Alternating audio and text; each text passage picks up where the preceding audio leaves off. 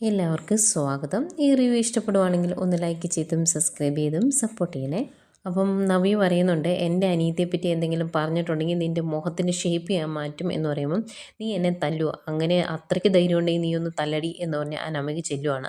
അന്നേരം നവ്യ പറയുന്നുണ്ട്, പോടി നീ പോയി തരത്തിൽ പോയി കളിക്കുക, നിന്നോട് സംസാരിക്കാൻ ഞാനില്ല എന്ന് പറഞ്ഞിട്ട് നവ്യ അങ്ങ് പോകുമ്പം നവ്യയുടെ അടുത്ത് ഒരു തരത്തിലും പിടിച്ചു നിൽക്കാൻ പറ്റുന്നില്ല, തോറ്റു പോവുകയാണല്ലോ എന്നൊരു അവസ്ഥയിൽ ആകെ വിഷമിച്ച് നിൽക്കുവാണ് അനാമിക. പിന്നെ കാണിക്കുന്നത് വേണുവിനെയും രേവതിയാണ്. രേവതിക്ക് അങ്ങ് സഹിക്കാൻ പറ്റുന്നില്ല, മുത്തശ്ശൻ അത്രയും സ്വർണം കൊണ്ടേ നയനിക്ക് കൊടുത്തത്. അന്നേരം പറയുന്നുണ്ട്, ആ കളവന് പ്രാന്താണെന്ന് തോന്നി, എന്തോ ഒരു സ്വർണ്ണം അവിടെ കൊണ്ട് കൊടുത്തേ, ഇതിൻ്റെ വല്ല ആവശ്യമുണ്ടോ എന്നൊക്കെ ഇങ്ങനെ ചോദിക്കുകയാണ്. അന്നേരം വേണുവും പറയുന്നുണ്ട്, അത് തന്നെയാണ് ഞാൻ ചിന്തിക്കുന്നത്, ദേവയാനിക്കാണെങ്കിൽ നയനെ കണ്ടെടുത്താൽ കണ്ടുകൂടാ, എന്നിട്ടും ആ വീട്ടിലുള്ള ബാക്കിയുള്ളവർ ആ പെണ്ണിനെ എന്തിനാണ് ഇങ്ങനെ സ്നേഹിക്കുന്നതെന്ന് എനിക്ക് മനസ്സിലായില്ല എന്ന് വേണു പറയുന്നുണ്ട്. അന്നേരം രേവതി പറയുന്നുണ്ട്, നമ്മുടെ മോളല്ലേ അവിടുത്തെ ഇളയ മരുമകൾ, അവളുടെ മുന്നിൽ കൂടെ ആ സ്വർണം കൊണ്ട് കൊടുത്തത് ശരിയാണെന്ന് തോന്നുന്നുണ്ടോ എന്നിങ്ങനെ ചോദിക്കുമ്പം വേണു പറയുന്നുണ്ട്, അതിപ്പോൾ ശരിയാണെങ്കിലും അല്ലെങ്കിലും ചോദ്യം ചെയ്യാനൊന്നും നമുക്ക് പറ്റില്ലല്ലോ. ആ കിളവൻ എന്തെങ്കിലും ചെയ്തു വെച്ചിട്ടുണ്ടെങ്കിൽ അതിനെ ചോദ്യം ചെയ്യാൻ മക്കളോ കൊച്ചുമക്കൾക്കോ ധൈര്യമില്ല, പിന്നെ എങ്ങനെയാണ് പോയി ചോദിക്കുന്നത്? അതുകൊണ്ട് അതൊന്നും നടക്കത്തില്ല. പിന്നെ നിൻ്റെ മോളുടെ കയ്യിലുണ്ട് അഹങ്കാരം, അവൾക്ക് അനിയൊന്ന് വൃത്തിയായിട്ട് സ്നേഹിക്കത്തില്ലേ, എങ്കിൽ തീരുന്ന പ്രശ്നങ്ങളല്ലേ ഉള്ളൂ എന്ന് ചോദിക്കുമ്പം രേവതി പറയുന്നുണ്ട്, അതെങ്ങനെയാണ് അവൾ അവനെ സ്നേഹിക്കുന്നത്? അവൻ്റെ മനസ്സിൽ നിറച്ച് നന്ദുവാണ്, അതുകൊണ്ട് തന്നെ മോൾക്ക് അതൊന്നും ഇഷ്ടമില്ലാത്തതുകൊണ്ട് അവൾ അങ്ങനെയൊക്കെ പെരുമാറുന്നത് എന്ന് രേവതിയും പറയും. അന്നേരം വേണു പറയുന്നുണ്ട്, അതിപ്പം അവളൊന്നും ചെയ്യണം എന്നല്ല ഞാൻ പറഞ്ഞത്, ഇനിയിപ്പം കിളവൻ മരിച്ചു പോയാലേ എന്തെങ്കിലും കാര്യങ്ങൾ നടക്കുകയുള്ളൂ, എങ്കിലേ ഭാഗം വെപ്പ് നടക്കുകയുള്ളൂ. പിന്നെ അന്നേരം ഭാഗം വെപ്പ് നടന്നാലും കാര്യങ്ങളെല്ലാം നിയന്ത്രിക്കുന്നത് ആദർശായിരിക്കും എന്ന് പറയുമ്പം രേവതി ചോദിക്കുന്നുണ്ട്, അങ്ങനെ എല്ലാം കൂടെ ആദർശിന് കൊടുക്കാൻ പറ്റുമെന്ന്. അന്നേരം വേണു പറയും, എല്ലാം കൂടെ അവന് കൊടുക്കാൻ പറ്റിയല്ല, പക്ഷേ സ്വത്ത് വിവരങ്ങളുടെ എല്ലാ കാര്യങ്ങളും നല്ല വൃത്തിയായിട്ട് അറിയാവുന്നത് അവിടുത്തെ മൂർത്തിയുടെ മക്കൾക്കും ഈ ആദർശനും ഒക്കെ തന്നെയാണ്. അതുകൊണ്ട് അവരായിരിക്കും പിന്നീട് കാര്യങ്ങൾ തീരുമാനിക്കുന്നത്. പിന്നെ മൂർത്തിക്ക് ശേഷം ഈ മക്കളെല്ലാം ഒറ്റക്കെട്ടാണ് എന്നുള്ള കാര്യം മറന്നു പോകരുത്. അതുകൊണ്ട് അതുങ്ങളെല്ലാം കൂടെ എങ്ങനെയെങ്കിലും അങ്ങോട്ടും ഇങ്ങോട്ടും പറഞ്ഞ് തെറ്റിക്കണം, എല്ലാ ആൺമക്കളും 4 വഴിക്കാകണം, അങ്ങനെയാണെങ്കിൽ നമ്മുടെ പ്ലാൻ നടക്കുള്ളൂ, അതുകൊണ്ട് ബുദ്ധിപൂർവ്വം നമ്മൾ പെരുമാറണം എന്ന് പറഞ്ഞിരിക്കുവാണ് വേണുവും രേവതിയും. പിന്നെ കാണിക്കുന്നത് നമ്മുടെ കനകയാണെങ്കിൽ ജ്യോത്സ്യൻ്റെ അടുത്ത് പോയി നന്ദുവിൻ്റെ വിവാഹകാര്യം നോക്കാൻ വേണ്ടിയാണ് പോയത്. അതിൻ്റെ കൂടെ എല്ലാം കൂടെ ഒന്ന് നോക്കും, എന്നിട്ട് പറയുന്നുണ്ട്, മൂത്ത മകളുടെ ജീവിതം അതിങ്ങനെ തട്ടിയും മുട്ടിയും കൊണ്ട് പോകും, അല്ലാതെ അതിൻ്റെ അത് വലിയ മെച്ചമൊന്നും കാണുന്നില്ല, അവർ തമ്മിൽ വലിയ യോജിപ്പൊന്നും കാണുന്നില്ല എന്ന് പറയും. പിന്നെ നയനയുടെ കാര്യം പറയും, അത് നല്ല രീതിയിൽ തന്നെ പോകും, അവർ നല്ല ഒരു ഒത്തൊരുമയോട് കൂടി ഒരുപാട് വർഷം സന്തോഷത്തോടു കൂടി മക്കളുമായിട്ട് ജീവിക്കുമെന്ന് പറയും. എന്നിട്ട് ജ്യോത്സ്യൻ തന്നെ പറയുന്നുണ്ട്, ഇതൊന്നും അല്ലല്ലോ നോക്കാൻ വന്നത്, ഇളയ മോളുടെ കാര്യമല്ലേ, അത് നോക്കിയിട്ട് പറയാം എന്ന് പറഞ്ഞിട്ട് നന്ദുവിൻ്റെ നാളൊക്കെ വെച്ച് പ്രശ്നം വെച്ചൊക്കെ നോക്കുന്നു. എന്നിട്ട് പറയുവാണ്, ഇയാളുടെ മനസ്സിൽ ആരെങ്കിലും ഉണ്ടോ, ആൺപിള്ളേർ വല്ലതും ഉണ്ടോ എന്ന് ചോദിക്കും. അന്നേരം കനക ഇല്ല എന്ന് പറയുമ്പോൾ അങ്ങേര് ഉറപ്പായിട്ടും ഇല്ലേ എന്ന് ഒന്നുകൂടി ചോദിക്കുക. അന്നേരം കനക പറയും, നേരത്തെ ഒരു പയ്യനുണ്ടായിരുന്നു, ഇപ്പോൾ ഇല്ല, ആ പയ്യൻ്റെ വിവാഹം കഴിഞ്ഞു പോയി എന്ന് പറയും. അന്നേരം അങ്ങേര് ഒന്നുകൂടിയൊക്കെ ഒന്ന് അങ്ങോട്ടും ഇങ്ങോട്ടൊക്കെ മാറ്റി വയ്ക്കുവാണ്. എന്നിട്ട് പറയുന്നുണ്ട്, ഈ അങ്ങനെയല്ല, ആ പെൺകുട്ടിയുടെ മനസ്സിൽ ആരെയാണോ അവൾ സ്നേഹിച്ചത് അയാളെ തന്നെ അവൾ വിവാഹം കഴിക്കും എന്ന് പറയും. അന്നേരം കനക പറയും, അത് നടക്കുകയില്ല, ആ ആളുടെ കല്യാണം കഴിഞ്ഞു പോയെന്ന് പറഞ്ഞല്ലോ ജ്യോത്സ്യനെ, അതുകൊണ്ട് അത് നടക്കുകയില്ല എന്ന് പറയും. അന്നേരം ജ്യോത്സ്യൻ പറയുന്നുണ്ട്, ഞാൻ പ്രശ്നം വെച്ചു 2 പ്രാവശ്യം അതൊന്ന് നോക്കി ഞാൻ, എന്നിട്ടും കാണിക്കുന്നത് ആ പെൺകുട്ടിയുടെ മനസ്സിൽ ആരായിരുന്നു ഉണ്ടായിരുന്നത് അയാളെ തന്നെ വിവാഹം കഴിക്കുമെന്നാണ് കാണിക്കുന്നത്.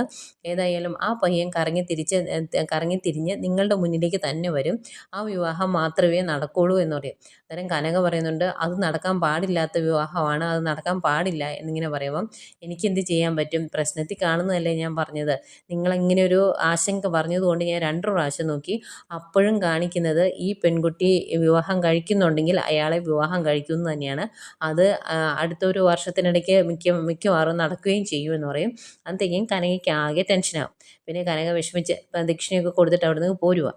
കനക തിരിച്ചു വന്നിട്ട് ഈ കാര്യങ്ങളെല്ലാം നയനയോട് പറയുന്നുണ്ട്. അന്നേരം നയന പറയുന്നുണ്ട്, അമ്മ ആ വിവാഹം ഇനി ഒരിക്കലും നടക്കരുത്, അങ്ങനെ നടന്നിട്ടുണ്ടെങ്കിൽ അനിയും അനാമികയും തമ്മിലുള്ള ബന്ധം ഏർപ്പെടുത്തേണ്ടി വരുമല്ലോ, അതുകൊണ്ട് അങ്ങനെയൊന്നും സംഭവിക്കാതിരിക്കാൻ നമ്മൾ ശ്രദ്ധിക്കണം, അവർ തമ്മിൽ അടുക്കാതിരിക്കാൻ നമ്മൾ നോക്കണം, ശരിക്കും ഇപ്പോൾ നല്ല രീതിയിൽ പോകേണ്ടത് അനിയും അനാമികയും തമ്മിലുള്ള ജീവിതമാണ്, അത് നഷ്ടപ്പെട്ടു പോയി കഴിഞ്ഞാൽ ആദർശേട്ടനും അതുപോലെ വീട്ടിലുള്ള എല്ലാവർക്കും വിഷമാകും എന്നൊക്കെ പറയും. അന്നേരം കനക പറയും, അങ്ങനെ ഉണ്ടാകാതിരിക്കാനാണല്ലോ മോളെ നമ്മൾ നന്ദുവിനെ പറഞ്ഞ് മാറ്റിയതും ആ വിവാഹം നടത്തി കൊടുത്തതും എല്ലാം. എന്നിട്ടും അവർ തമ്മിൽ ഒരുമിച്ച് പോകുന്നില്ലെങ്കിൽ നമുക്കിപ്പോൾ എന്ത് ചെയ്യാൻ പറ്റും എന്നിങ്ങനെ വിഷമത്തോടെ പറയുവാണ്. അന്നേരം കുറേ കാര്യങ്ങളൊക്കെ പറഞ്ഞതിന് ശേഷം നയന പറയുന്നുണ്ട്, നമുക്ക് അമ്മയെ തെറ്റുപറ്റിയത്. ശരിക്കും അവർ തമ്മിലുള്ള വിവാഹമായിരുന്നു നടക്കേണ്ടിയിരുന്നത്. ഒരു വീട്ടിൽ നിന്ന് 3 മരുമക്കൾ വേണ്ട എന്ന നമ്മുടെ തീരുമാനമായിരുന്നു തെറ്റിപ്പോയത് എന്ന് എനിക്കിപ്പോൾ തോന്നുന്നു. ശരിക്കും നന്ദുവിനെയാണ് അനി വിവാഹം കഴിച്ചിരുന്നത് എങ്കിൽ അവർ മനസ്സമാധാനത്തോടെ ജീവിച്ചേനെ എന്ന് പറയും. അന്നേരവും കനക പറയുന്നുണ്ട്, മോളെ അങ്ങനെ ഒരു വിവാഹം നടന്നാലും അവിടെ വരുമ്പോൾ അമ്മായിമ്മ എൻ്റെ നന്ദുവിനോട് വഴക്കുണ്ടാക്കില്ലായിരുന്നോ? അവർക്ക് നന്ദുവിന് തീരെ ഇഷ്ടമല്ലായിരുന്നല്ലോ. അങ്ങനെ ഒരു ഇഷ്ടം ഉണ്ട് അനിയും നന്ദും എന്ന് അറിഞ്ഞതിന് ശേഷമല്ലേ അവർ നിന്നോട് പോലും വെറുപ്പ് കാണിക്കാൻ തുടങ്ങിയത്. പിന്നെ എങ്ങനെയാണ് മോളെ ഇതൊക്കെ ശരിയാകുന്നത് എന്ന് ചോദിക്കും. അന്നേരം നയന പറയുന്നുണ്ട്, ശരിയാ, അതിന് ശേഷമാണ് ഇളയമ്മയ്ക്ക് അങ്ങനെ ഒരു സ്വഭാവം തുടങ്ങിയതെന്ന് നയനി സമ്മതിക്കുന്നുണ്ട്. അത് കഴിഞ്ഞ് കനക പറയും, ഇതിനു വേണ്ടി ഇനി അനിമോനെ നമ്മൾ വെറുപ്പിക്കാനൊന്നും നിൽക്കണ്ട. അതെങ്ങനെയാണോ നടക്കേണ്ടത്, എന്താണോ സംഭവിക്കേണ്ടത് അതുപോലെ അങ്ങ് സംഭവിക്കട്ടെ. ഇനിയിപ്പം എന്തൊക്കെ സംഭവിക്കുമെന്ന് അറിയത്തില്ലല്ലോ എന്നൊക്കെ പറഞ്ഞ് കനകയ്ക്ക് വിഷമമാണ്. ഇവർ സംസാരിക്കുന്നത് മൊത്തം അവിടെ നിന്ന് നന്ദു കേൾക്കുന്നുണ്ടായിരുന്നു കേട്ടോ.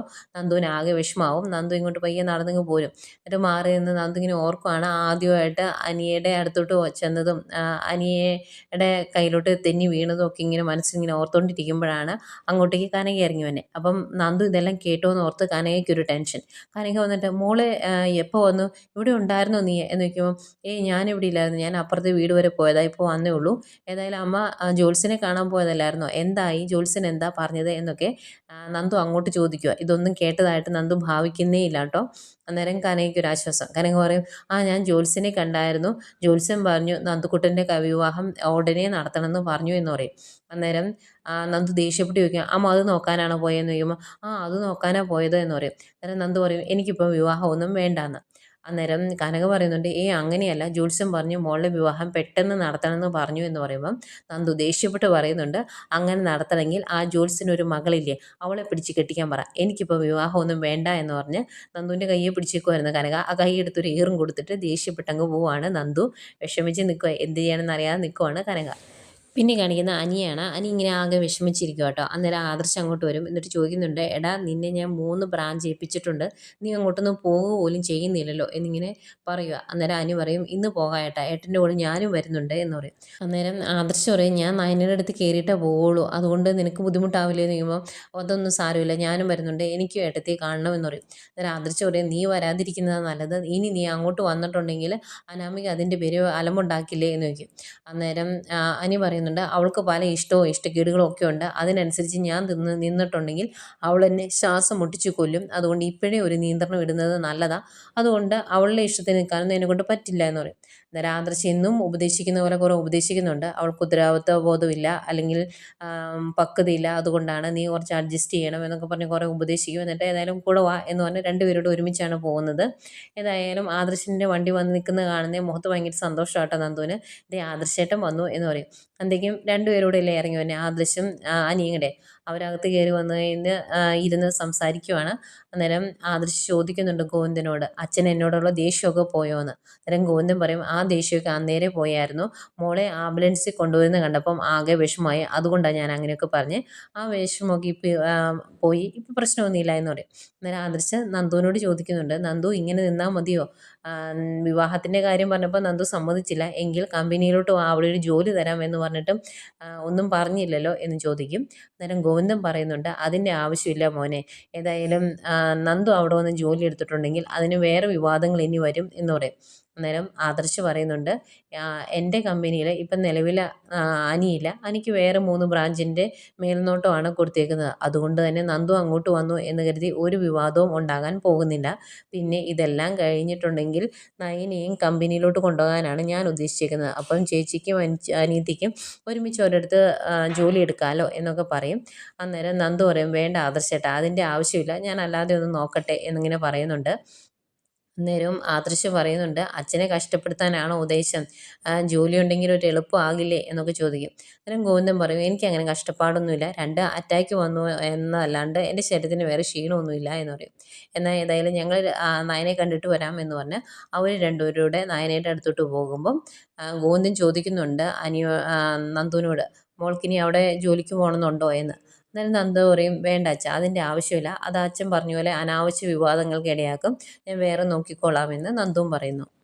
ഈ സമയം ആദർശും അനിയയും കൂടെ നയനയുടെ അടുത്തോട്ട് കയറി ചെല്ലുന്നു. അന്നേരം നയനെ ചോദിക്കുന്നുണ്ട്, ആഹാ അനിയ കൊണ്ടുവന്ന്. അന്നേരം അനി പറയും, ഏട്ടൻ്റെ കൂടെയെങ്കിലും വിടുവന്ന്, എനിക്ക് ഏട്ടത്തി ഒന്ന് കാണണ്ടേ, അതിനു വേണ്ടിയാണ് കൂടെ വന്നത് എന്ന് പറയുമ്പം അതിൻ്റെ പോലും ആവശ്യമില്ല, വരരുതെന്നേ ഞാൻ പറയുള്ളൂ. കാരണം ഇതറിഞ്ഞു കഴിഞ്ഞാലും അനാമിക അവിടെ കിടന്ന് ബഹളം വയ്ക്കും.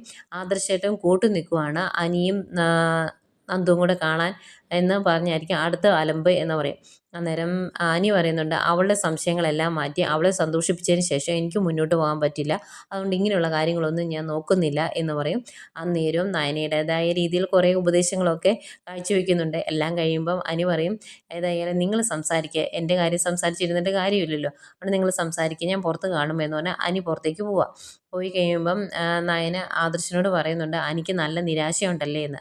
അന്നേരം ആദർശ് തിരിച്ചു പറയും, ആ നിരാശ ഉണ്ടാക്കി വെച്ചത് ആരാ, അതുകൊണ്ട് അതിനെപ്പറ്റി സംസാരിക്കണ്ട, ശരിക്കും അനിയും നന്ദുവും കൂടി വിവാഹം കഴിച്ചിരുന്നെങ്കിൽ അവൻ സന്തോഷത്തോടെ ജീവിച്ചേനെ, ഇനിയിപ്പോൾ പറഞ്ഞിട്ട് കാര്യമില്ലല്ലോ എന്ന് പറയും.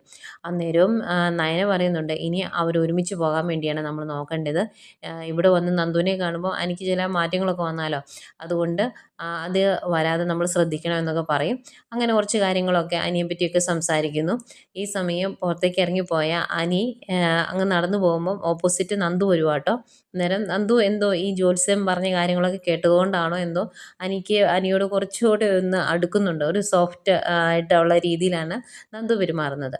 അന്നേരം രണ്ടുപേരോടും ഇങ്ങനെ കുറച്ച് നേരം ഇച്ചിരി നഷ്ടബോധത്തോടെ ഒരു നോട്ടമുണ്ട്. അതിനുശേഷം എനിക്ക് ചായ എടുക്കട്ടെ എന്ന് ചോദിക്കും. അന്നേരം വേണ്ട, ഞാൻ കുടിച്ചിട്ടാണ് വന്നത് എന്ന് പറയും. അനിയും നന്ദും ക്രോസ് ചെയ്തങ്ങ് പോരും. പക്ഷെ രണ്ടുപേർക്കും ആകെ വിഷമമാണ്. രണ്ടുപേരും കുറച്ചങ്ങ് നടന്നതിന് ശേഷം തിരിഞ്ഞിങ്ങനെ നോക്കി നിൽക്കുവാണ് വിഷമത്തോടെ. അത് കാണിച്ചുകൊണ്ടാണ് ഇന്നത്തെ എപ്പിസോഡ് അവസാനിക്കുന്നത്.